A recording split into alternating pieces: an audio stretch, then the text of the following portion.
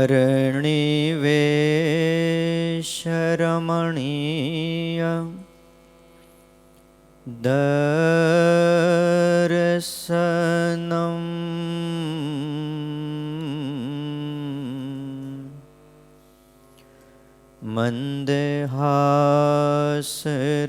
મંદહાસરુચિરા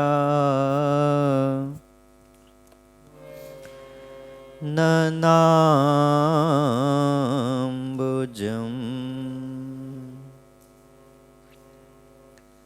પૂજિતમ સુરનરોત્તમેર્મુદા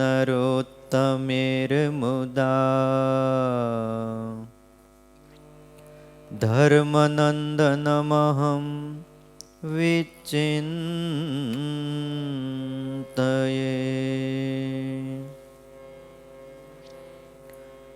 ઓમ અવતારિણે શ્રી સ્વામિનારાયણાય નમો નમઃ. શ્રી હરિકૃષ્ણાય ઘનશ્યામાય નમો નમઃ. એકાકી વનવાસીને કઠિન તપકારિણે શ્રી નીલકંઠ વર્ણિન્દ્રાય નમો નમઃ.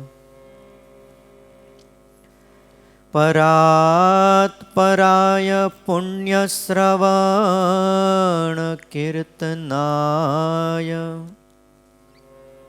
શ્રી સહજાનંદ સ્વામીને શ્રી નારાયણ મુનયે નમો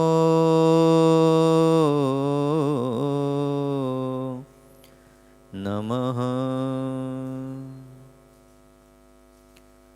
બોલો શ્રી સ્વામિનારાયણ ભગવાનની, હરિકૃષ્ણ મહારાજની, લક્ષ્મીનારાયણ દેવની, રાધારમણ દેવની, સિદ્ધેશ્વર મહાદેવની, વિઘ્ન વિનાયક દેવની, કષ્ટભંજન દેવની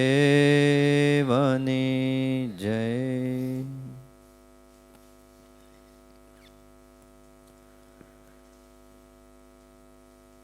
વાલા ભક્તજનો, સર્વાધાર સર્વોપાસ્ય ઇષ્ટદેવ ભગવાન શ્રી સ્વામિનારાયણ, વાત્સલ્ય મૂર્તિ પૂજ્યપાદ ગુરુજી, આપ સૌ વહાલા ભક્તજનો,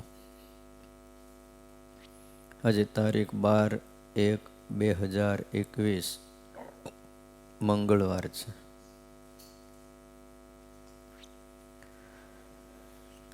બે દિવસ બાકી રહ્યા છે.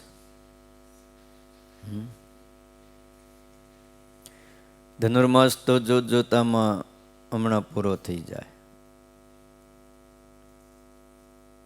પણ 1 મહિના સુધી સવારે પ્રાતકાળે બ્રહ્મભીના વાતાવરણમાં ભગવાન સ્વામિનારાયણની વાણી, આજ્ઞા, શિક્ષાપત્રી, એનું આપણે શ્રવણ કર્યું. પછી ધનુર્માસ પૂરો થાય એટલે આપણે બંધ નથી કરવાનું. કથા, વાર્તા, ધૂન, કીર્તન, એમાંથી શ્રીજી મહારાજ એમ કહે છે કે અમને ક્યારેય તૃપ્તિ થતી નથી. તમારે પણ સર્વને એ જ કરવું. બહુ ભાર મૂક્યો. તમારે પણ એ જ કરવું. એટલે આમાંથી ક્યારેય તૃપ્તિ પામવી નહીં. ભગવાનના ભક્તએ કથા, વાર્તા, સત્સંગ ચાલુ જ રાખવો. કેટલો સરસ શ્લોક સ્વામિનારાયણ ભગવાન આપણને અહીંયા સંભળાવે છે. દેવતા તીર્થ વિપ્રાણામ સાધ્વીનામ ચ સતામપી વેદાનામ ચ ન કર્તવ્યા નિંદા શ્રવ્યા નવે કચિત. સાંભળવી પણ નહીં અને નિંદા કરવી પણ નહીં. 6 નામ લખ્યા. દેવતાની નિંદા તો ક્યારેય ન કરવી, તીર્થની પણ ટીકા ટિપ્પણી ન કરવી. ન ફાવે તો ન જવું. ત્યાં કોણ ત્યાં આમંત્રણ આપે છે તમે તીર્થમાં જાઓ એમ? કંઈ તીર્થે ટપાલ લખી હતી? હરિદ્વાર ઋષિકેશથી હું કંઈ ફોન આવ્યો તો, મેસેજ આવ્યો તો તમે બધા આવજો અહીંયા? નિંદા ન કરવી. સારું પણ હોય અને અમુક ન ઘટતું હોય એવું પણ હોય આવું બધું જ છે. એટલે કળયુગ છે. સતયુગ હોત ને તો વાત જુદી હતી. યુગનો પ્રભાવ છે એટલે હોય. પણ આપણે શું કામ ગયા છીએ એટલી આપણને ખબર હોવી જોઈએ. તીર્થે જવું તે સત્પુરુષને શોધવા એમ લખ્યું છે. તીર્થે જવું તે મોટા પુરુષનો સમાગમ કરવા જવું. પ્રતાપસિંહ રાજા અહીંથી ગુજરાતથી ઠેઠ બધે ગોતા ગોતા ઠેઠ જગન્નાથપુરી ગયા. ભાગ એવા ને તે વળી ત્યાં સૌરત મુનિ મળી ગયા. તે રાજાનું કામ થઈ ગયું. પરીક્ષિત રાજાએ બધું છોડી અને ગંગાના કિનારે આવીને અનશન વ્રત લઈને બેસી ગયા. પણ સુખદેવજી મળ્યા એટલે હાથ દીમાં એનું કલ્યાણ કરી દીધું, નિર્ભય કરી દીધા. ખટવાંગ રાજા થઈ ગયા. ભાગવતમાં લખ્યું એક ઘડીમાં એનું કલ્યાણ થયું. એટલે આવું થઈ શકે છે. નિંદાનો માર્ગ હારો નથી. ગઈકાલે આપણે જોયું, છેલ્લે વાત આવી હતી, ગુરુ નિંદા દહત્યાયુર મનુષ્યાણામ ન સંશય દેવતા તીર્થ વિપ્રાણામ સાધ્વીનામ ચ સતામ અપી. એના ભાષ્યમાં મહાભારતનું વચન છે કે ગુરુની નિંદા એ આયુષને બાળી દે છે. મનુષ્યાણામ ન સંશય, એમાં સહેજ પણ સંશય નથી. માટે ગુરુની નિંદા પણ ન કરવી, ટીકા પણ ન કરવી. ઘણાને બધા હારે ફાવે, ગુરુ હારે ન ફાવે. આવા જગતમાં છે. બોલ, પછી પરિણામ સારા ન આવે. આ લોકમાં નાનું બાળક હોય, આંગળી પકડીને એને ચાલતા એના મા બાપ શીખવાડે.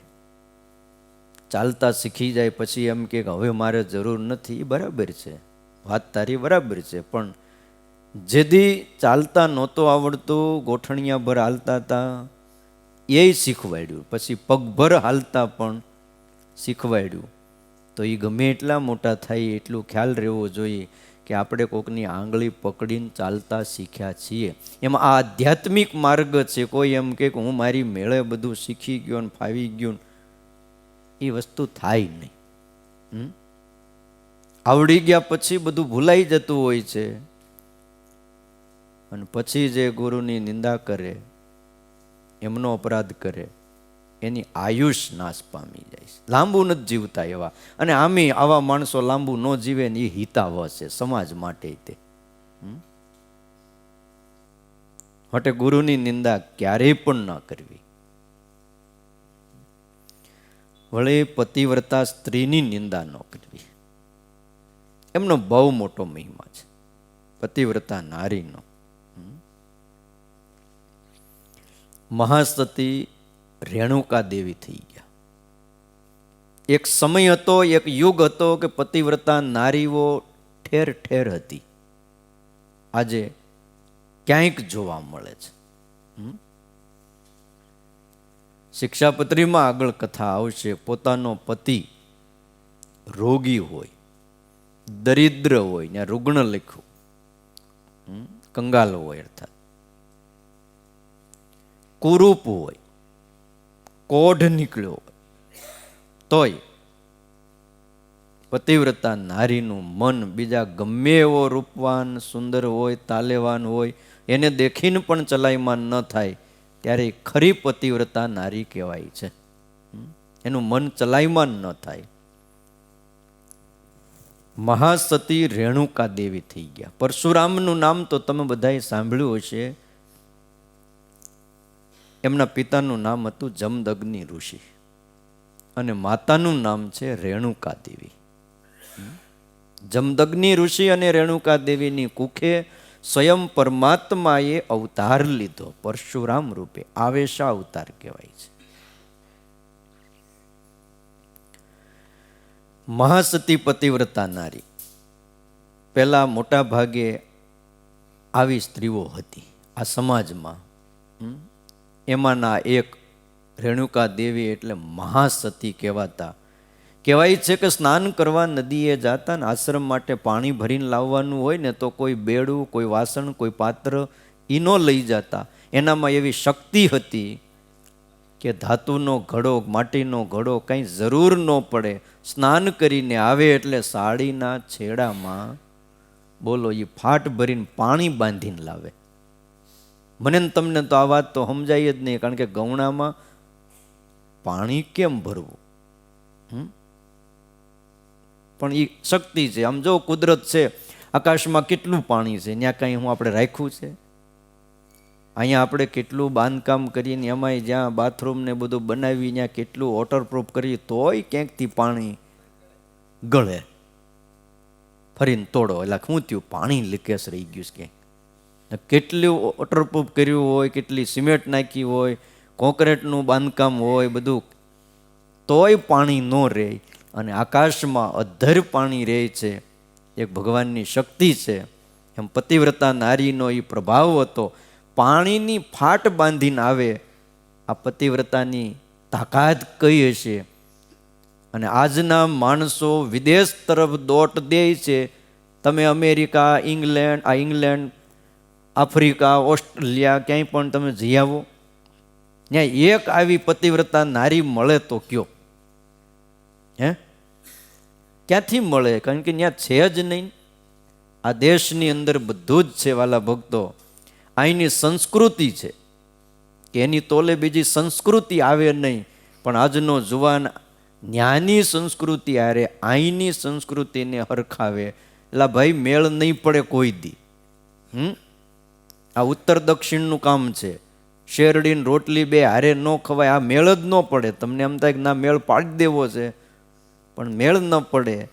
પરદેશની અંદર આવી રીતનો વિકાસ થયો, ત્યાં આવું છે, આવું બધા બોલે. અહીંયા તો કાંઈ નહીં, ત્યાં તો કેટલી છૂટછાટ બધી, બધાય સ્વતંત્ર છે.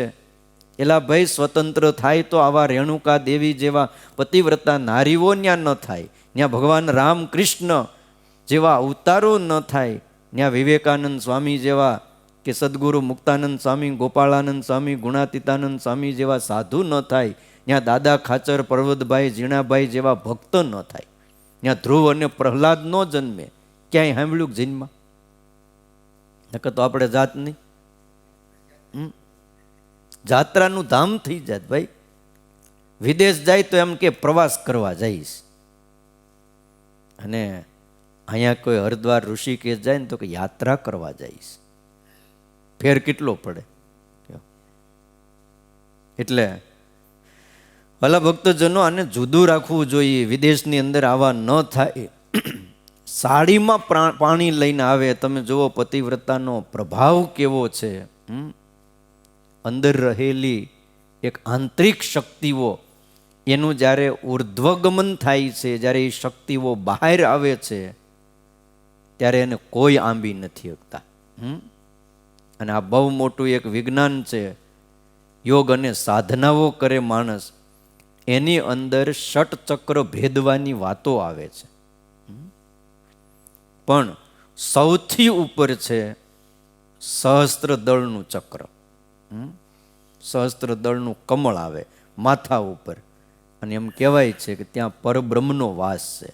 હૃદયમાંય છે, પણ સહસ્ત્ર દળનું કમળ છે. 1000 પાંખડીઓ છે. હવે આપણે ત્યાં ખોલી નાખે ડૉક્ટર તો એક પાંખડી ન દેખાય. એ બધી વાત જ આધ્યાત્મિક છે, માન્યામાં ન આવે. એને બ્રહ્મરંધ્ર કહેવાય છે. અને બ્રહ્મરંધ્ર છે એમાંથી આત્મા જ્યારે ભગવાનના ધામમાં જાય ત્યારે સીધો તેજનો એક માર્ગ થઈ જાય.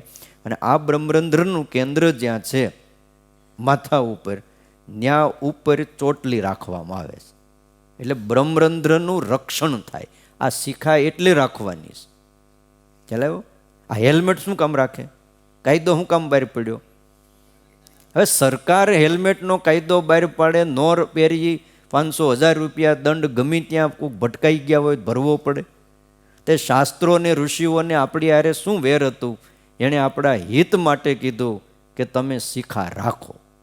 એટલે શિખા જ હોય એ ભાગ ઉપર તો ઓચિંતા કંઈ વાગી ગયું હોય ને તો રક્ષણ ઘણું થાય.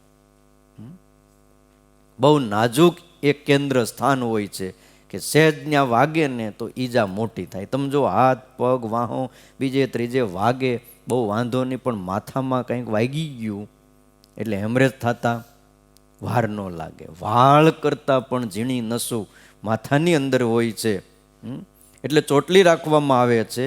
અને એની નીચે પછી કરોડરજ્જુ ચાલુ થાય. અહીંથી લઈને માથાથી લઈને કરોડરજ્જુ ચાલુ થાય છે. અને કરોડરજ્જુમાં ષટચક્રોની એક પછી એક ગતિ હોય છે. ઉપરથી નીચે તરફ જાય. ક્યાંથી? ઉપરથી આ ચક્રોની ગતિ બધી નીચે તરફ જાય અને છેલ્લે સૌથી નીચે જે કરોડરજ્જુ હોય ત્યાં મણકા પછી જે ચક્ર આવે છે એને કામ કેન્દ્ર કહેવામાં આવે છે. એટલે એ પ્રજનન કેન્દ્ર છે અને કામ કેન્દ્રની ઉપર રામ કેન્દ્ર છે. આ બે કેન્દ્રો છે. હવે આ બધી જે આધ્યાત્મિક સાધનાઓ કરે અને અંદરથી જે આંતરિક શક્તિઓ એ સાધનાથી જે ઉર્ધ્વગામી થાય છે અને ભોગ વિલાસથી એ જ શક્તિઓ અધોગામી થાય. શક્તિની બે જ ગતિ છે, કાં ઉર્ધ્વ ગતિ થાય અને કાં અધોગતિ થાય. શક્તિ શક્તિનું જ કામ કરે, પણ તમે ઉપયોગ કેવો કરો એના આધારે પ્રાપ્તિ થાય છે. કયો પાણીનો પ્રવાહ તો વહેતો જ હોય છે. તમે જો એને ન રોકો તો એ ગમી ત્યાં જવાનું, પણ એનો સારો ઉપયોગ કરો તો મબલક પાક આવે. અને ઉપયોગ ન કરો તો તમને જ એ જ પાણી ખાબોચ્યું ભરાય ને ત્યાં જાતા દાડે પછી કાદવ થાય ને કેટલું નડે, અને હુકાય નહીં ત્યાં સુધી આવવા જવામાં બધી જ રીતે મજા બગડી જાય. ખેતરમાં માપનું પાણી જાય સારું, નકદ ત્યાં એ બગાડી નાખે. એમ અંદર પડેલી શક્તિઓ ભગવાને દરેકને આપી છે. કોઈ આ ધરા ઉપર એવા પ્રગટ થયા કે જેણે પોતાની શક્તિને ઉર્ધ્વગામી કરી અને અમુકે પોતાની શક્તિને હાવ વેડફી નાખી છે. એટલે આ બહુ જરૂરી છે. એટલે તમે જુઓ ને સૂરદાસની અંદર અમુક શક્તિઓ બહુ તેજ હોય છે. કારણ કે આંખથી એક બંધ કર્યું જોવાનું, જેન તે વિષય બીજું ત્રીજું જગતમાં હું હાલે છે એ કાંઈ જોવે નહીં. એટલે એની કાન શ્રવણ ઇન્દ્રિય બહુ તેજ હોય. એકવાર કોઈ માણાનો અવાજ એ સાંભળી જાય, એના યોગમાં આવી જાય, પછી તમે 5-10 વર્ષ પછી એને મળો ને તો એ નામ સહિત કહી દે કે આ તમે છો. વર્ષો પછી બોલો. અરે એવા એક સુરદાસજી આવ્યા હતા અમારે ત્યાં વેડરોડ મંદિરે. આપણને મનાય નહીં વલ્લભ ભગત, 100 પોરવી દે. હાવ સુરદાસજી એ કે લાવો 100 દોરો, પાછું ઝીણી હોય મોટી નહીં. અને આમ હાથમાં લઈને આમ કરીને આમ કરે તરત પોરવીને આપણે આપી દીધી. આપણે 2 આંખે દેખીએ છીએ, પણ ઝીણી હોયની અંદર દોરો પોરવવો, ઓહો આમ કરતા ને બાજુમાં ગયો આપણે એમ અંદર આવ્યો, આમ પકડવા જાય તો ખબર પડે હોય હેઠી પડે. સુરદાસજી બોલ. અમુક ગામમાં સુરદાસજી કૂવામાં ઉતરીને પટ્ટા હાંધી દેશ, તો આવાય સુરદાસજી હોય. ત્યારે આપણને એમ થાય કે આને કેટલી ગજબની શક્તિ છે, ઉર્ધ્વગામી થાય છે. તમે જો આ દુનિયાની અંદર કોઈ પણ પશુ હોય છે એનો આકાર આડો હોય છે. પશુઓ બનાવ્યા એ આડા બનાવ્યા એટલે એનું શરીર આડી લીટીમાં બનેલું છે, આમ સીધું નથી બન્યું. કૂતરું હોય, ગાય હોય, ભેંસ હોય, બકરા હોય, હાથી હોય, જે કોઈ હોય, સિંહ હોય, આ બધા જ આડા છે. એટલે બધાને રામ કેન્દ્ર અને કામ કેન્દ્ર બધું એક જ લાઈનમાં આવે, સીધે સીધું. એટલે પશુઓની અંદર એ જોઈ શકાય છે કે લગભગ બહુ આસક્ત થતા નથી. અમુક જ સમયે એ કામુક થાય છે, કારણ કે એની આંતરિક શક્તિઓ એ છે ને બહુ પછડાતી નથી, આમ સમાન છે. એટલે પણ પક્ષીઓ છે એ પશુઓ કરતાં થોડાક પાછા એને ત્રાહા કરે. કબૂતર કે ચકલું બેહે ને તો સહેજ સેવું બેહે, 45 અંશના ખૂણે. ઓલું સીધે સીધું હોય એક લાઈનમાં, અને આ થોડુંક ત્રાહું થઈ જાય. કહેતા પૃથ્વી સહેજ નમેલી છે, 30 અંશના ખૂણે નમેલી છે, એમ આ પશુઓને સહેજ ભગવાને પાછા ઊંચા કર્યા, સહેજ નમેલા રાખ્યા.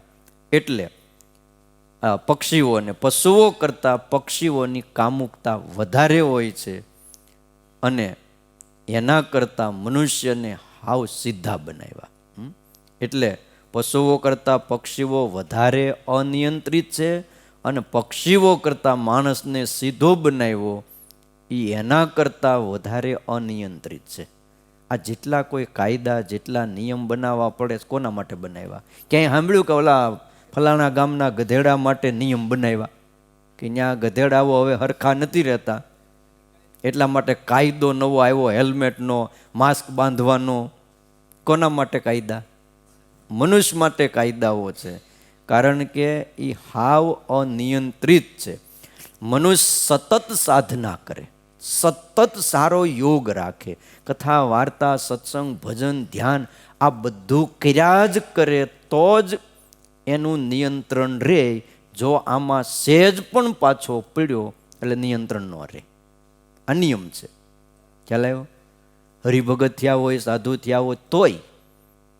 એટલે મહારાજે એમ કીધું કે નવરા બેસવું નહીં, કાંઈક કરવું. કાંઈક કરવું એટલે મોદિયામાંથી દોરા તોડવા નહીં, ભજન કરવું, સત્સંગ કરવો, સેવા કરવી, કાંઈક કર્યા કરો ને તો આ નિયંત્રિત રહે. જો ન કરો તો નવરા બેઠા મન મારે મારે ને મારે, કારણ કે એને રામ કેન્દ્ર અને કામ કેન્દ્ર ઉપર નીચે છે. એટલે શક્તિ હોય, કોઈ પણ વસ્તુ હોય એને ઉપર લઈ જવી કઠણ છે.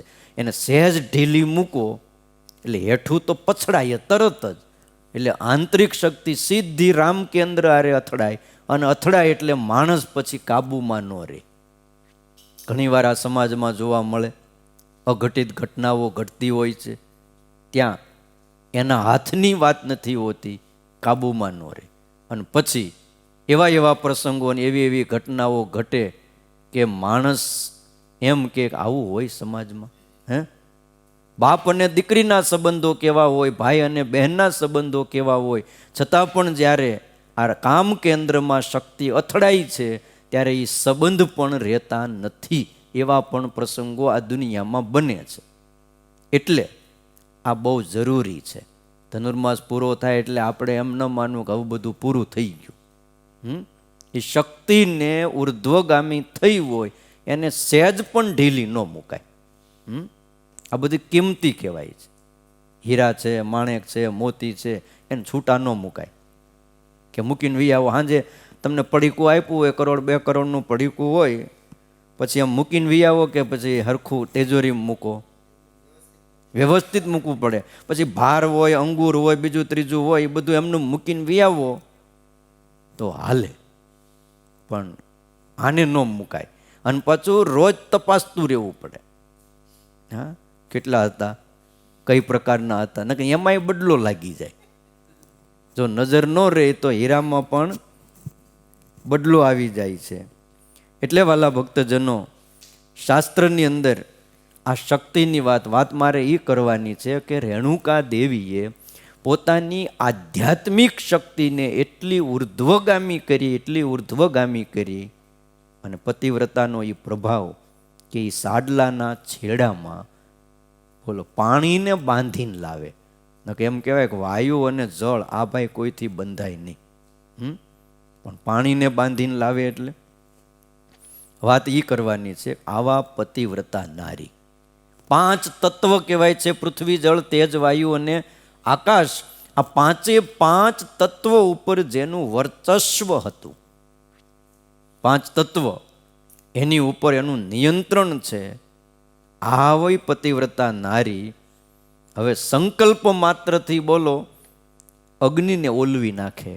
આ કઈ તાકાત છે પતિવ્રતા નારીની, તમે વિચાર તો કરો. અગ્નિદેવ પણ ડરે છે. આપણે બીજી વાત તો ક્યાં કરીએ, આ સત્સંગમાં રાજબાની વાત તો બહુ પ્રસિદ્ધ છે. શરીર છૂટી ગયું, અગ્નિ લાગે નહીં. ગોપાળાનંદ સ્વામીને કીધું, સ્વામી મથી થાકી ગયા છે, ચિતા પ્રગટતી નથી. સ્વામીએ પછી પ્રાર્થના કરી, દાદા ખાચરને કીધું જાઓ મહારાજને પ્રાર્થના કરો કે હવે સતી આ દેહમાં નથી, અગ્નિને સ્પર્શ કરવામાં કોઈ બાધ નથી. પછી એમ કહેવાય છે કે ચિતા પ્રગટી. માટે આ જરૂરી બહુ છે પતિવ્રતા નારીનો મહિમા. અને અગ્નિએ જ્યારે ચિતામાં પ્રવેશ કર્યો, પ્રાર્થના કરી, પછી ચિતા પ્રગટી. અત્યારે તમે વિચાર કરો, આવી સ્ત્રીઓ ક્યાં મળે કે જેના શરીરને અગ્નિ ન લાગે? ન લાગે તો હાથે કેરોસીનનો ડબ્બો લે, નો શું લાગે? હા, બાવણા બંધ કરીને. એટલે આગળ લખ્યું આત્મહત્યા કરવાની કોઈ જરૂર નથી. પતિવ્રતાનો મહિમા બહુ છે. અને ભાઈ, સહન કર્યા વગર કાંઈ મળતું નથી. દરેક વ્યક્તિને આ સમાજમાં રહી છે કાંઈ બધું સીધી જ રીતે હાલ્યું જ ગયું ને હાલ્યું જ ગયું ને. આ 40-50 વર્ષ પૂરા થઈ ગયા વલ્લભ ભગત તમારા, કે આમ બધા દિવસો હરખા જ ગયા અને રોજ હે સુખના દિવસો ને હરખું હાલ્યું જાય? એવું કાંઈ ન હોય. માંડ હરખું પાટે ચડ્યું હોય ત્યાં એકાદો આડો અવળો થાય. હા, હવે આપણે કાંઈ ન ભૂલ કરીએ, આપણે કાંઈ ન કરીએ, બીજો ઘરનો આડો અવળો થાય તો હવે એ બધું માથે તો આવે જ. પણ એવું કંઈક કોઈના માથે આવે એટલે સમજી ન લેવાય કે ફલાણા ભગત આવા છે. એટલે આગળ ના પાડી, કોઈની નિંદા કરવી નહીં. હવે આવડો મોટો પરિવાર, કોઈને મોટો પરિવાર હોય, કંઈક લઈને બેઠા હોય, કંઈક થાય, એમાં ભગત બિચારા શું કરે? આ સમાજ છે. નિંદાનો માર્ગ, ટીકાનો માર્ગ સારો નથી. આ રેણુકા દેવી રોજ આવી રીતે પાલવમાં પાણી લાવતા હતા, પણ એકવાર સ્નાન કરતા હતા. હવે જુઓ ક્યારે શક્તિ નષ્ટ થઈ જાય છે, સામર્થ્ય ક્યારે જતી રહી છે. એક ગાંધર્વ સ્નાન કરતો હતો નદીમાં. હવે ગાંધર્વ એનાથી થોડેક દૂર સ્નાન કરે. આ દેવતાની એક જાતિ છે, પ્રજાતિ, પ્રકાર છે ગાંધર્વ દેવલોકમાં. ક્યારેક ક્યારેક અહીંયા આવી જાય. હવે ગાંધર્વ સહેજે બહુ રૂપાળા હોય, સુંદરતા ભગવાને એને છૂટે હાથે રૂપ આપ્યું હોય. રેણુકા દેવી પતિવ્રતા નારી છે. પેલા ગાંધર્વને જોઈને ફક્ત ખાલી એટલો જ સંકલ્પ થયો, બીજો કોઈ એવો ભૂંડો ઘાટ નહીં, કોઈ એવો સંકલ્પ નહીં. ખાલી એટલો જ સંકલ્પ થયો કે ભગવાને આને રૂપ કેવું આપ્યું છે. કોઈ જાતનો વિકાર નથી, પણ આટલો જ જ્યાં વિચાર આવ્યો પોતાના પતિ સિવાય બીજા પુરુષના રૂપને જોઈને કે એને ભગવાને કેવું સુંદર રૂપ આપ્યું છે, બસ પાલવમાં પાણી ભરવા ગયા અને પાણી ભરાણું નહીં. શક્તિ નષ્ટ થઈ ગઈ. શાસ્ત્રોમાં માત્ર આટલા વિચારને પણ પતન કહેવામાં આવે છે. કેવો સામર્થ્ય ખલાસ થઈ ગઈ. પછી તો એમ કહેવાય છે કે રેણુકા દેવી નદીના કાંઠે બેહીને બહુ રડ્યા. એને ખબર પડી ગઈ. આપણા બીજાને ન ખબર પડે.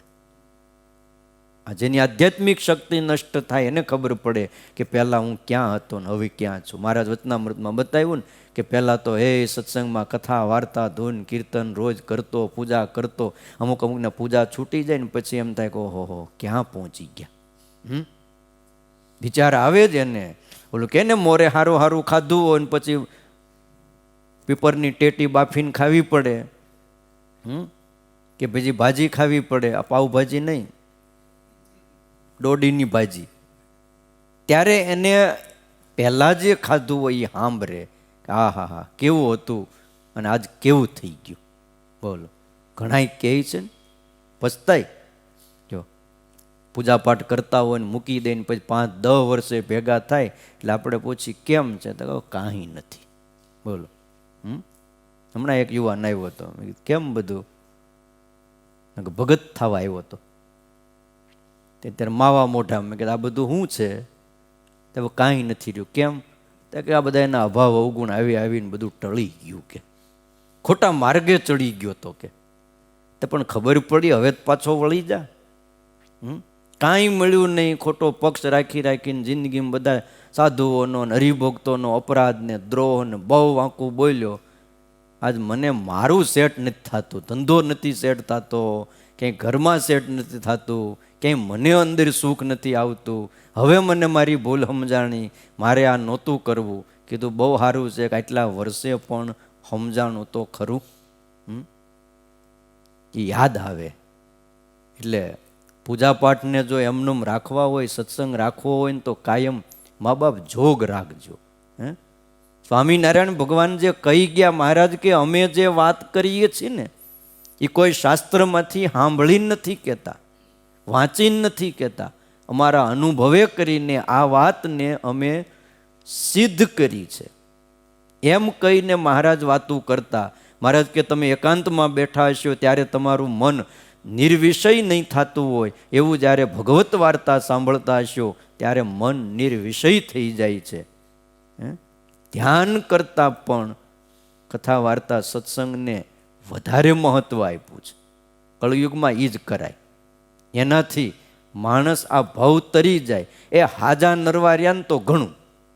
હાજા નરવામાં સમજો ને, આ બહારથી જો ને આ રોગ બધા આવતા હોય પણ માણસ હાજા નરવો રહે ને તો ગમે એ કરી લે. એમાં સત્સંગમાં હાજા નરવો રહ્યો ને એ બધું કરી લે.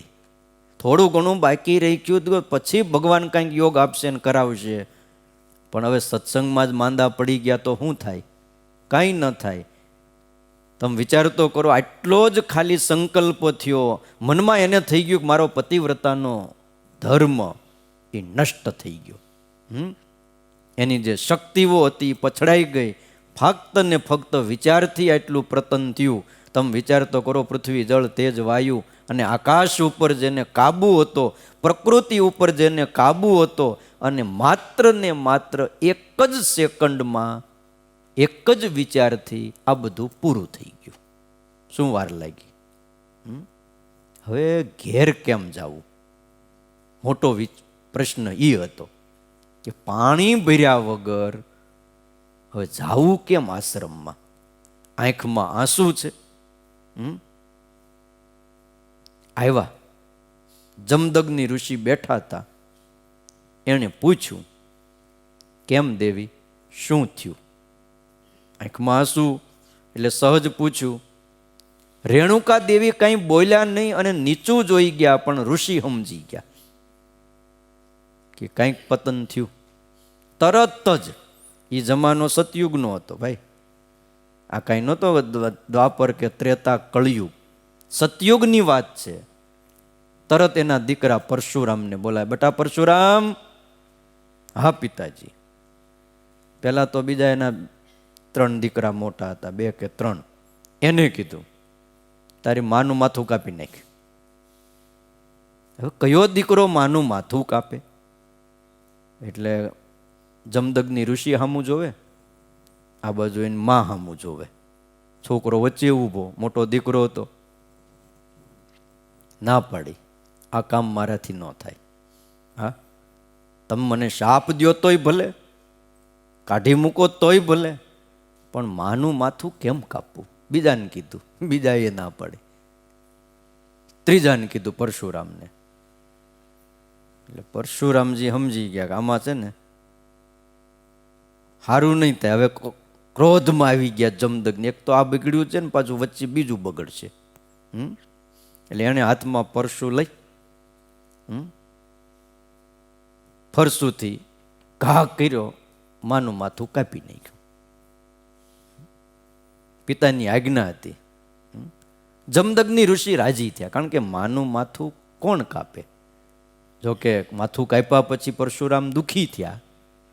બેટા આ કાર્ય કોઈથી ન થાય. માથું કાપીને બેસી ગયા એક બાજુ, હાવ સુન મુન, ના બોલે ન ચાલે, કરતા કામ થઈ ગયું. પણ હવે એટલે પરશુરામ જમદગ્નિ ઋષિ આવ્યા. બેટા તે મારી આજ્ઞા પાળી, હું તારા ઉપર ખૂબ રાજી થયો, તું જે માગે એ આપું. પરશુરામ કે આપજો. અરે બેટા તું માગ, તારા ઉપર એટલો બધો હું પ્રસન્ન થયો છું કે આ દુનિયામાં કોઈ એવી ચીજ નથી કે તને ન આપી શકું, તું માગી લે. તો કે મારી માને ફરીને જીવતા કરો. અને પાસે રહી માથા કાપતા આવડતું હોય ને પાછું એને ચોંટાડતા આવડવું જોઈએ. તમે કથા સાંભળીને પાછું આવું કંઈ કરતા નહીં. એમ થાય કે ન્યા ઘરે વાત આવી હતી સ્વામીએ. તો એ ધ્યાન રાખવું પડે. એ જમદગ્નિ ઋષિએ તરત જ રેણુકા દેવીને જીવિત કર્યા. જન્મ બદલાઈ ગયો, ખોળિયું બદલાઈ ગયું, આત્મા ઈનો ઈ પ્રાયશ્ચિત થઈ ગયું. અને રેણુકા દેવી ફરી પાછા હતા એવા ને એવા થયા. નદીએ સ્નાન કરવા જાય, પાલવમાંથી જળ ભરીને લાવે. આ પતિવ્રતા નારીનો પ્રભાવ છે. વાત એ હતી કે આવી પતિવ્રતા નારીઓ આ સમાજમાં હોય એની નિંદા ન કરાય. કે જોયું એનું માથું કાપવું પડ્યું, એ આમ થયું. એટલે પણ તમે એટલું તો વર્તી તો જુઓ. વર્તાતું નથી એટલું, અને નિંદા કરવી સારું નહીં. બહુ પ્રભાવ છે. ભગવાનને પણ ક્યારેક ક્યારેક ઊભા રહી જવું પડે પતિવ્રતા નારીની આગળ. એમ તો ન કહી શકાય પરમાત્માની શક્તિ કામ ન કરે, પણ ક્યાંક ક્યાંક પરમાત્માની શક્તિને પણ કુંઠિત કરી નાખે. આટલો પ્રભાવ પતિવ્રતા નારીનો છે. બોલો, જાલંધર રાક્ષસ થઈ ગયો, ક્યાં આપણે નથી જાણતા. અને બ્રહ્મા, વિષ્ણુ ને મહેશ આપણે અનસુયાને ત્યાં બોલો ભિક્ષા લેવા આવ્યા હતા. હવે ચડાવ્યા નારદજીએ. એમાં નારદજીએ જઈને પહેલા તો છે ને સૌથી પહેલા ગયા કૈલાસમાં જમવા બેઠા. નારદજી આવ્યા, ગુરુ કહેવાય, જમવા બેઠા. પાર્વતીજી પીરસે, શિવજી તો એના ધ્યાનમાં. તે જમતા જમતા કે હમણાં હું ગયો તો ધરતી ઉપર, અને જે અનસુયાએ જમાડ્યા ને, અત્રિ ઋષિ, અત્રિ અને અનસુયા, હા, એ જ્યાં જાવ ત્યાં અનસુયાના વખાણ થાય. પતિવ્રતા નારી એટલે પતિવ્રતા નારી. હું તો ત્રણેય લોકમાં ફરનારો, કે સ્વર્ગ, મૃત્યુ, પાતાળ, મારે ક્યાંય વિઝા લેવા પડે નહીં, સિક્કો જ મારી દીધો છે. આ જીવન તમારે ગમે એના દેશમાં જવું હોય તમને છૂટ. પણ એના હાથનું જમ્યા પછી આહા, હવે કોઈના હાથનું ભાવતું નથી, સ્વાદ નથી આવતો. અનસુયા એટલે અનસુયા. હવે તમે કોક સ્ત્રી પાસે બીજી સ્ત્રીની વાત કરો, આ સહન ક્યાં થાય? એ તો ભગવાનના ભક્ત હજારો બાઈઓ આજે આ સત્સંગમાં એકબીજા સાથે રહી અને ભગવાનની ભક્તિ કરે છે. એ સ્વામિનારાયણ ભગવાનનો પ્રતાપ. બાકી બે બાઈઓ ભેગી ન થાય, અને થાય તો માથાકૂટ થયા વિના રે નહીં. પછી બહાર જઈને વાત ન કરતા હો પછી. હા, પાર્વતી કે એવું છે? તો કે હા. નારદજી જમીન વહી ગયા. પછી ગયા સત્યલોકમાં, સાવિત્રીની વાત કરી. આવી જ રીતે અનસુયા એટલે અનસુયા. પછી ત્યાંથી ઉપડ્યા વૈકુંઠમાં જઈને લક્ષ્મીજીની વાત કરી. જમતા જમતા મોઢું બગાડે નારદજી. કેમ કાંઈ નથી ભાવતું? આ બરાબર નથી. આ ભજીયા છે, આ મોહનથાળ છે, આ હાટા છે, આ જલેબી છે, આ કાંઈ. તો કે અનસુયાના હાથનું જીમો ને ખીર જીમો તો બીજું કાંઈ હતું નહીં. ત્યાં આશ્રમમાં શું હોય? ચોખા હોય ને દૂધ હોય, ગાયું બાંધી હોય. પણ એ ખીર જીમા પછી એનો જે સ્વાદ હતો ને, ઓહો, એવો સ્વાદ ક્યાંય નહીં. અનસુયા એટલે અનસુયા, એ પતિવ્રતા નારી. કે હવે ત્રણેય જગ્યાએ જઈને હવે શાંતિથી કોનું ઘર હાલતું હતું, ત્યાં જઈને બોલો ડુંભાણું હળગાવ્યું બધું. પછી બપોરનો સમય થયો. આ બાજુ કૈલાસમાં શિવજી પધાર્યા, બ્રહ્માજી, વિષ્ણુ જમવા બેહેન. કાંઈ પણ કામ હોય તમે જોજો સંસારીને એવું હોય, આમ ન કે જમવા બેહેન ભાઈ, એટલે જેટલી ફરિયાદ હોય ને જે કાંઈ કામ હોય બધું. અને એ વખતે ભાઈ જાય ક્યાં? ઊભું થઈને વયું જ ન જવાય. એક બાજુ પીરસતા જાય ને એક બાજુ વાત ચાલુ કરી કે આજ ધરતી ઉપર અમારા કરતાં પણ વધારે જેની મહત્તા અને ગુણ ગવાય છે એવા અનસુયા છે, તમે એમને એના નિયમમાંથી પાડો. તે ભગવાન નારાયણ કે પણ હવે એ પતિવ્રતા છે, તું એના કરતાં વધારે શ્રેષ્ઠ બનને. કોકની લીટી ભૂંસવાની શું જરૂર છે? આપણી લીટી મોટી કરો. નહીં, તમે ગમે એમ કરો. હવે ત્રણેય જગ્યાએ સમજાવીને મોકલ્યા. તો હાલો જાય, એકાદી લીલા થાય, ભગવાનને આમે અવતાર લેવો હતો, ચરિત્ર કરવું હતું. તો બ્રહ્મા, વિષ્ણુ ને મહેશ ત્રણેય વારા ફરતી નીકળ્યા. પણ એક જગ્યાએ ત્રણેય ભેગા થઈ ગયા. એ કે તમે કઈ બાજુ? તો કાંઈ નહીં, આ તો ખાલી બસ એમ થયું કે આ હમણાં કોરોનો બહુ છે, જરાક આટો મારી આવું, કેમ છે વાતાવરણ, સુધારો થયો કે નહીં, એમ લોકડાઉન ખુલ્યું કે નહીં. બ્રહ્માજીને પૂછ્યું તમે? હું એટલે જ આવ્યો હતો. સત્યલોકમાં હમણાં શું છે, ક્યાંય બહાર નીકળવાનું થતું નહોતું, એટલે 8 મહિનાથી મૂંઝાણો જ બહુ. તે કીધું જરાક ફરી આવું ધરતી ઉપર. પછી વિષ્ણુ નારાયણ કે ભાઈ સાચું બોલો ને, શું કામ આપણે આવ્યા છીએ? હે હાલો કે હવે ત્રણેય વેશ બદલીને ગયા, સાધુ બનીને ઋષિ બનીને ગયા. જૈન કે ભિક્ષામ દેહી, ભિક્ષા માગી. તરત જ અનસુયા ભિક્ષા લઈને આવ્યા.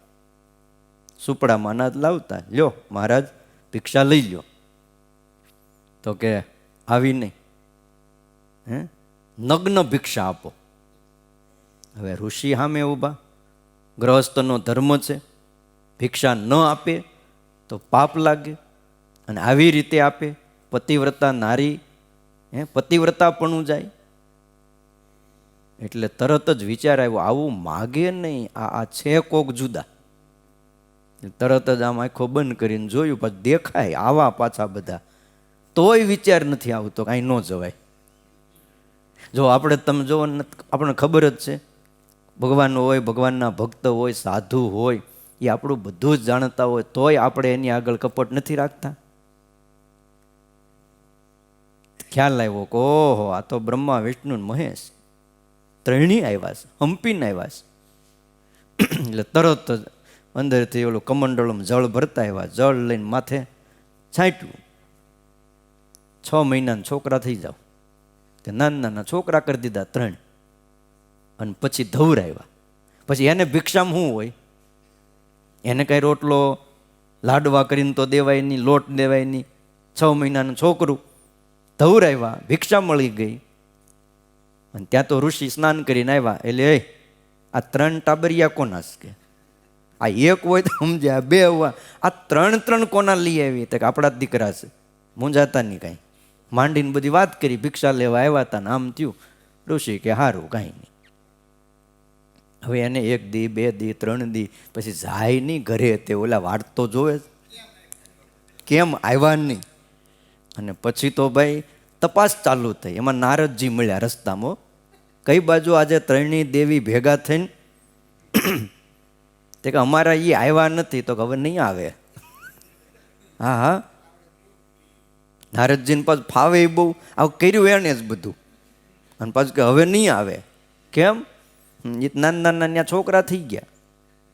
અને ત્રણેય આવ્યા, હો આવીને જોવે ગોતે, પણ ત્યાં ક્યાં મળે. અનસુયા પાસે આવીને હાથ જોડવા પડ્યા પાર્વતીને. બાકી પાર્વતી કોઈને હાથ જોડે? લક્ષ્મીજી, સાવિત્રી અનસુયાના પગ પકડ્યા કે દયા કરો, અમારા પતિ અમને પાછા સુપ્રત કરો. તો લઈ લ્યો, જો આ ત્રણેય અહીંયા જ છે. હવે આ કેમ લેવા? ઓળખવા કેમ? આમાં કોણ? એમાંય લેવા ગયા ને બદલાઈ ગયા હોય તો તકલીફ કેટલી થાય. અનસુયાને બહુ પ્રાર્થના કરી ત્યારે પાછા હતા એવા થયા. અને એમ કહેવાય છે પછી એમના શિવના અંશમાંથી રુદ્ર કહેવાય, પરશુરામ થયા, દત્તાત્રેય થયા, આ બધા પછી અવતારો થયા. કયો એ 3 સ્વરૂપો એક થઈ ગયા અને અનસુયાને ત્યાં જન્મ લીધો. એટલે કહેવાનું કે આવો પતિવ્રતા નારીનો એક પ્રભાવ છે. આવી પતિવ્રતા નારીઓ આ ધરા ઉપર હોય, એનો ક્યારેય અપરાધ ન કરવો, નિંદા ન કરવી. પછી ગમે એ કુળમાં હોય, એવું નથી કે હારા કુળમાં જ પતિવ્રતા નારી થાય. વાત કરીને જાલંધર રાક્ષસ હતો, પણ એની પત્ની વૃંદા પતિવ્રતા નારી. બોલો, એનો પ્રભાવ તો જોવો. એક જ રાક્ષસ 3 લોકમાં હાહાકાર મચાવી દે. બોલો, દેવતાઓને પણ ગાંઠે નહીં, એટલે એ કેવો રાક્ષસ છે તે. અને જાલંધરની આ પત્ની મહાસતી નારી હતી, વૃંદા દેવી. અને જાલંધર જ્યારે યુદ્ધમાં જાય ને ત્યારે એમ કહેવાય છે કે એની પત્ની આ વૃંદા એ ગળાની અંદર ફૂલની માળા પહેરાવે અને એમ કહેતી કે આ માળા કરમાય ને તો તમે યુદ્ધમાં હારો અને મૃત્યુ પામો. બાકી 3 લોકમાં એવો કોઈ જન્મો નથી કે તમને મારી શકે. જાઓ. જ્યારે યુદ્ધમાં જાય તે આ વૃંદા એને માળા પહેરાવી દે અને ફૂલની માળા પછી કરમાય નહીં. બોલો, હવે જાલંધર હાવ પાછો અનાડી.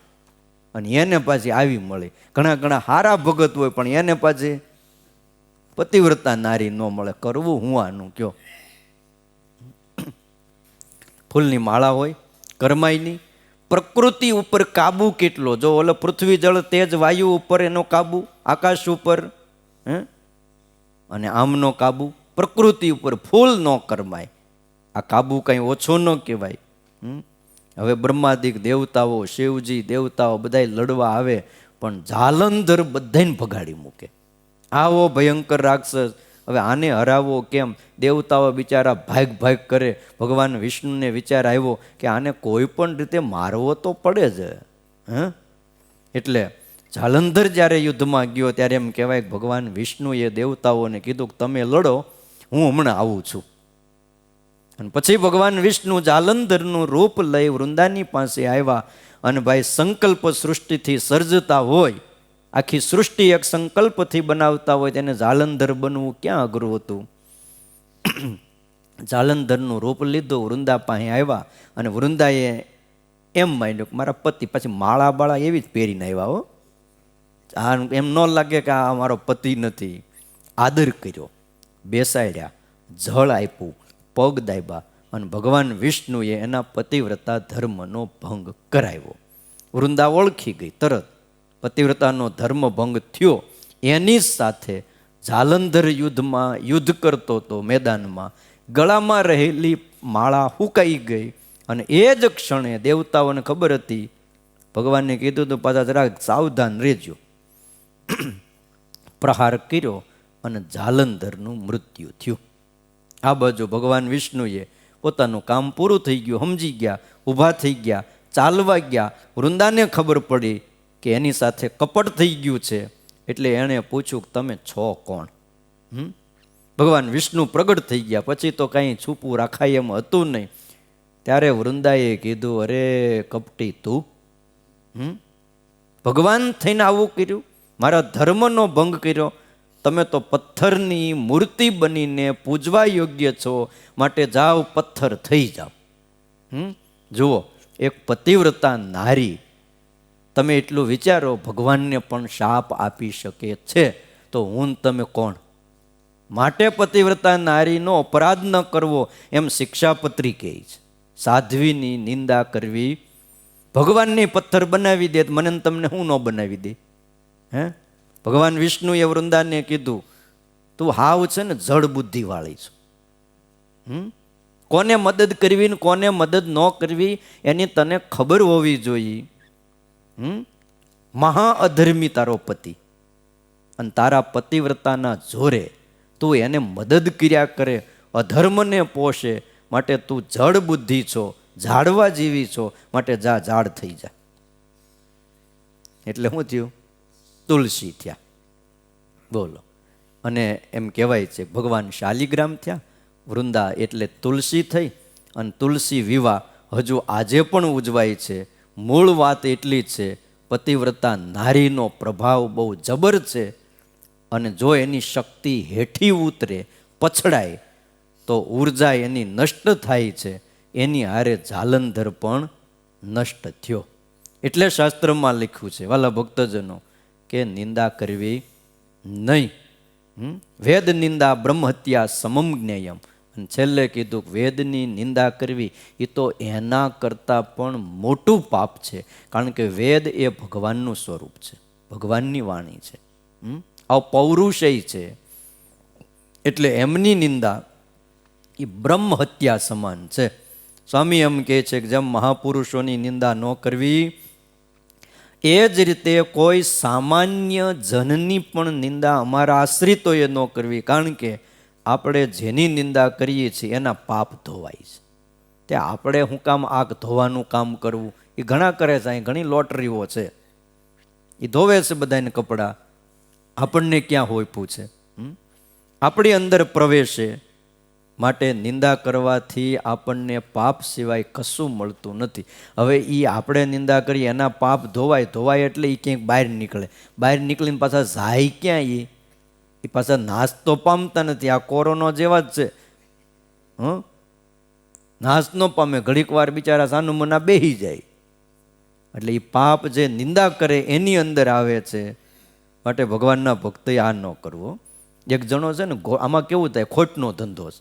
એક જણો ઘોડું ચોરીને લાવ્યો હતો, કોકનું ઉઠાઈ આવ્યો. પછી આમ તો એની પાસે તો વેચાતા લેવા, પછી કોક આવ્યું, આ ચોરીને લાવ્યો હતો, કોક બીજો માણસ આવ્યો, ઘોડો બહુ સારો, એટલે જોઈને કે ભાઈ ઘોડું વેચવું છે? તો કે વેચવું જ છે. અને ચોરીને લાવ્યો એ તરત વેચી જ દેવાય. કોકનું ટુ વ્હીલ હોય, કોઈની સાયકલ હોય, એ વેચી દો તો ફાયદો, બાકી એને રાખવું ક્યાં? કાં પ્લેટ નંબર બદલી નાખવા પડે, કાંઈક બીજું કરવું પડે. એટલે આને થયું કે આ તો લાગ હારો છે, એક તો ચોરીને લાવ્યો છું, અને આવડો આ ગ્રાહક અહીંયા રસ્તામાં જ મળી ગયો, તો કે વેચવું છે. બોલો ને. ઓલો કે હું ફેરવીને જોઉં, પેલા ઘોડું ફેરવી જોઉં કેવું છે. એમ નથી આપણે ગાડી લેવી તો એકાદું ચક્કર રાઉન્ડ મારીએ, ભાઈ હરખી છે ને, એમ કાંઈ ક્લચ છે, બ્રેક છે, બધું હરખું જ છે કે નહીં? તો કે તો ફેરવી જુઓ કે. અને ઓલો ભાઈ ફેરવાઈ ગયો, કે ફેરવા વગર ન લો. અને પછી ઘોડે ચડ્યો. ઘોડે ચડી અને કે લ્યો આ મારા જોડા હાચવજો, કે હું આવું છું. કારણ કે જોડા હો તો મને પેગડામાં પગ નાખતા નહીં ફાવે, એમ કરીને એને જોડા કાઢ્યા જેને લેવાતા. ને જોડા કે તમે હાચવજો, હું આવું છું. અને એ ભાઈ ઘોડે ચડીને ઉપડ્યો તાબડતોબ. હવે ઘોડું હાથમાં આવે પછી ઝાલ્યું રે, અને પાછો અસવાર ખરેખરો હતો, ઘોડા ખેલવી જાણે એવો. તે ગયો તે કલાક ઊભો. તે ઓલાએ પૂછ્યું, બીજા એક ભાઈ આવ્યા, કે ઘોડું કેટલામાં દીધું? કે પાછો ઓલો જાતા જાતા રામ રામ કહેતો ગયો. તે બીજાએ પૂછ્યું, જોડા લઈને ઊભો તો, ઘોડા કેટલામાં લીધો? કે તો કે જેમ લીધું એમ દીધું. આ જોડા નફામ રહ્યા. જેમ લીધું તું એમ દીધું, કહેવાય જ નહીં. એમ આ સત્સંગમાં જો આપણે ધ્યાન ન રાખીને તો આ 5 વર્ષે 25 વર્ષે 50 વર્ષે સત્સંગમાં શું કમાણા? કાંઈ નહીં. કયો જેમ આવ્યા હતા એમ જ જવાનું. માટે વાલા ભક્તજનો, આ શ્લોકને આપણે હૃદયસ્થ કરીએ, ભગવાનને નિત્ય પ્રાર્થના કરીએ. અને મહારાજે કીધું છે, કુસંગી થકી રક્ષા કરજો, કામ ક્રોધાદિક થકી રક્ષા કરજો. કોઈ ભગવાનના ભક્તનો અપરાધ થઈ ગયો હોય તો ક્ષમા માટે 2-5 દંડવટ વધારે કરીને રોજ પ્રાર્થના કરવી. પણ આ નિંદાનો માર્ગ લેવો નહીં. ન ફાવે તો એના માર્ગે એ, આપણા માર્ગે આપણે. બાકી નિંદાનો માર્ગ ક્યારેય પણ સારો નથી, કોઈની પણ નહીં. કારણ કે એ છે ને, માણસ કોઈની નિંદા કરવા માંડે ને પછી ક્યાં પહોંચે ને. અને એવું આપણે નજરે જોયું છે. એક સમય હતો આજથી 15-20 વર્ષ પહેલાં, નાના હરિભગતથી શરૂ કરે, પછી સાધુને, પછી મોટા સાધુ, પછી ઠેઠ ભગવાન સુધી પહોંચે. બોલો, ગમે એવા ઠાકોરજી વાળા ચિત્રવાળા બેનરો હોય, પોસ્ટરો હોય, એને ફાડતા માથે થૂકતા એને સહેજ વાર ન લાગે. ક્યાં પહોંચી જાય?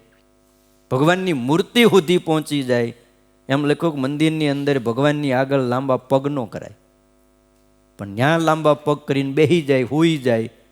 આ કેટલા અપરાધો થાય! આ ક્યાં પહોંચી જાય? જેની ભક્તિ કરે છે.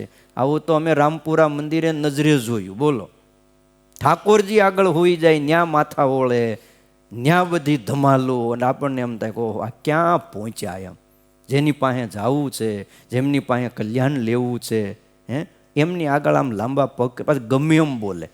પેલા મીડિયાવાળા આવે ને માઇક આપે ને તે ગમે એમ બેફામ બોલે. એમ બોલે કે આ સાધુઓના ધોતિયા ખેંચી લેવા જ. કે એલા ભાઈ, આ બધા ક્યાં પહોંચી ગયા? અને આજે તમે એના પરિવારમાં, એને ઘરે તમે પૂછો તો ખરા, કેવી પરિસ્થિતિ છે? નથી હરખા જીવી શકતા, નથી ભગવાન તેડવા આવતા. હા, હજી પાછા આજે આ બધું કર્યું છે, એના ફળ તો આગળ તો પાછા આ તો હજી રાખના જ ડામ છે. રામના તો હજી ચૂલામાં તપાવવા મૂક્યા છે. આ તો એ પહેલાં પેટમાં દુખતું ને તે પહેલાં નિશાન કરે પેટ ઉપર, ગરમ ગરમ રાખ લાવે અને પેટ ઉપર સેજ મૂકે, એટલે રામ રામ આમ થવા માંડે. તે ઓલો ડામ દેનારો હોય ને, કે હજી આ રાખના છે, રામના તપાવા મૂક્યા ચૂલામાં. કે એટલે એમ હજી રામના બાકી છે. એટલે આ અપરાધનો માર્ગ, નિંદાનો માર્ગ, ટીકાનો માર્ગ સારો નથી. આમાં કોઈની જીત નથી થઈ. હા, એની કરતાં ભજન કર્યું હોત ને તો આ 20 વર્ષે જીત થાત. પણ નિંદા ટીકાના માર્ગમાં કાંઈ ન રહે, કોઈની જીત થતી નથી. માટે ડાયા માણસો સમજે, સાધ્વી, પતિવ્રતા નારી, સાધુ, પછી વેદ, બ્રાહ્મણ, તીર્થ, ગુરુ, આની નિંદા કરવી નહીં. એટલો આ શ્લોકનો અર્થ છે. વિશેષ આવતીકાલે સાંભળશું કથા. સહજાનંદ સ્વામી મહારાજની જય.